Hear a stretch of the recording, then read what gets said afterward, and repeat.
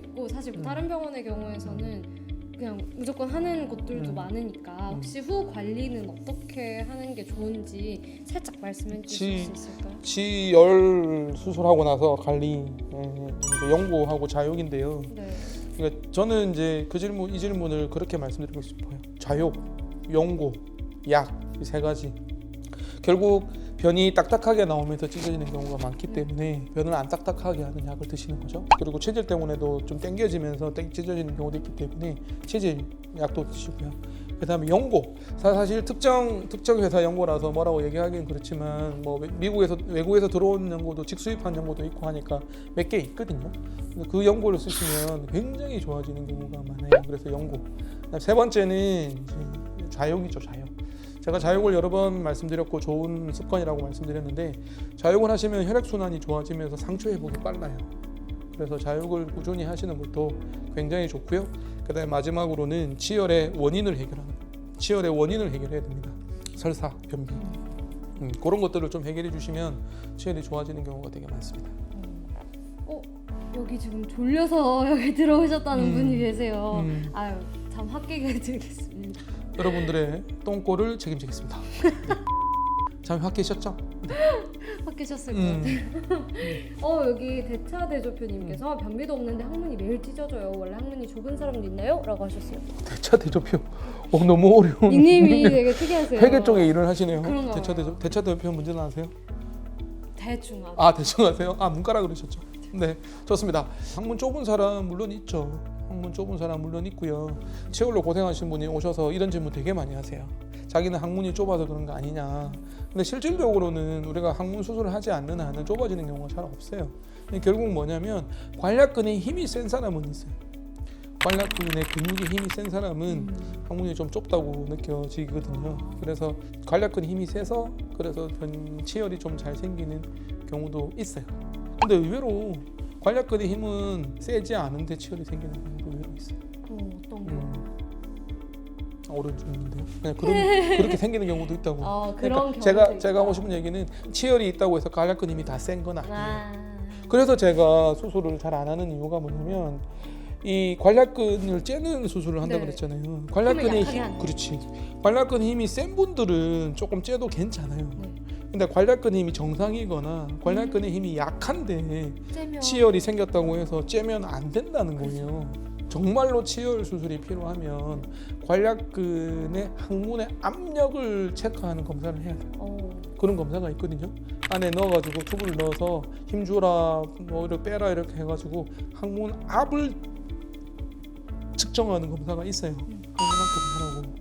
이게 조금 몇 가지 좀 장비들이 좀 필요해서 저희는 없습니다만 그게 이제 대장 전문 병원 가면 있거든요. 그래서 치열 수술하시기 전에 그런 검사도 좀 해서 항문의 힘이 얼마나 되는지를 체크해 볼 필요는 있으십니다. 여기 5일에 한 번님께서 닉네임이랑 연관된 질문을 주셨어요. 5일에 한 번 변을 보신다는 얘기네. 짧은 주기는 아니죠. 되게 긴 주기 아닌가요? 네, 보통 일주일에 2번에서 3번 정도 변 보시면 되니까 한 3일에 한 번 정도 보시면 되는데 조금 긴 변이. 근데 변이 그때마다 굵고 또 피가 난다고 제가 병원에 가야 되는데 약을 먹어야 되는지 알려주세요. 네, 병원에 오셔야 됩니다. 네, 변이를 굵은 것 때문에 오실 필요는 없고요. 피가 나는 것 때문에 오셔야 돼요. 피가 나는 원인은 사실 여러 가지가 있습니다. 사실은 피가 난다고 해서 약국에서 그냥 약만 드시면 절대 안 돼요. 피가 나고 아프면 치열, 그렇죠?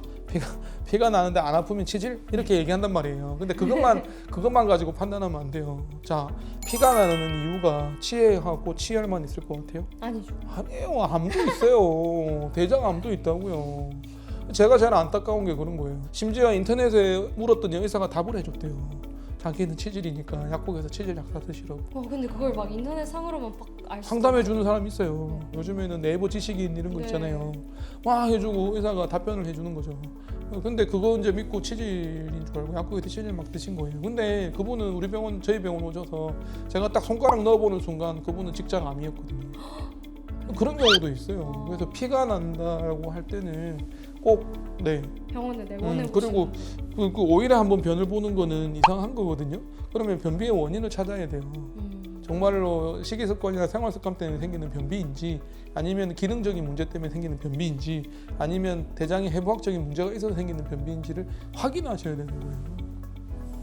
좀 흥분했죠. 하루 종일 책상에 앉아 일하니 없던 병도 생길 거예요. 맞아요. 책상에 앉아 있는 거 되게 안 좋아요. 그래요? 너무 오래 앉아 있는 건 안 좋아요. 2-3시간 정도 간격으로 자세 좀 바꿔줘야 돼요. 자세도 바꾸고 일어나서 스트레칭 좀 가볍게만 화장실 가는 척 하면서 하고, 너무 같은 자세로 오래 앉아 있는 네. 건 안 좋습니다. 여기 황치열 이름이 그러니까 가수 이름이긴 한데 황치열. 황치열님 네. 계속 설사하는데 치열이 네. 생겼대요. 불편하지는 않은데 병원에 가야 하나요? 정답이 뭐예요? 가야죠. 가야죠. 이유는 계속 설사하는 게 문제예요. 그죠? 설사는 설사하는 이유를 찾아야 돼요. 아까 제가 변비의 이유를 찾아야 된다고 말씀드렸지만 설사하는 이유를 찾아야 돼요. 대부분 설사를 반복적으로 어릴 적부터 하시는 분 많아요. 대부분 뭐라 그러냐면 과민성 대장이라고 얘기들을 하세요. 의사들한테 가면 대부분 장이 과민해서 그래요. 과민성 대장이에요. 근데 과민성 대장은 대장 내시경을 통해서 대장에 문제가 없다는 걸 확인한 다음에 붙이는 진단명이에요. 증상만 가지고 하면 안 돼요. 그러니까 이분처럼 계속 설사하면 설사 원인을 찾아야 돼요. 병원에 가보시는 거. 근데 무조건 병원 오래. 그래도 병원 이렇게 전문가의 상담을 통해 정확히 알아봐야 되지 않을까 네. 하는 얘기. 여기 강호동님도 질문을 주셨어요. 대장 내시경 후에 치질 증상이 나타났대요. 이거 내시경 하면 이럴 수 있나요? 이거 괜찮은 건가요? 네, 이럴 수 있어요. 내시경 했다고 이럴 수가 있어요? 자, 대장 내시경 하려면 장을 비우는 약을 드셔야 돼요. 그러면 설사를 몇 번 하게요? 엄청 해요. 한 5번에서 10번 화장실 간단 말이에요. 쫙쫙 나와요. 왜요? 장을 비워야지 장을 검사할 거잖아요. 그러면 체질이 있는 분들이 체질이 조금 부어요. 근데 대장 내시경 하시고 난 다음에 치질 증상이 나타난 경우는 며칠 지나면 좋아져요. 좋아지게 하려면 2가지 방법이 있어요. 첫 번째는 뭐게요? 자욕하는 거. 자욕하시고 하면 체질이 좀 좋아지고요. 오늘의 키워드가 자욕인 것 같아요.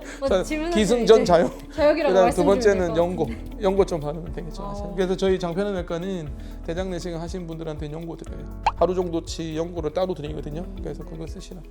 약국에서 하면 돈 드니까 저희가 선물로 드려요. 진짜요? 그건 좋네요. 그거는 좋네요는 아니 그것도 좋네요. 그렇지. 감사합니다. 네, 좋습니다.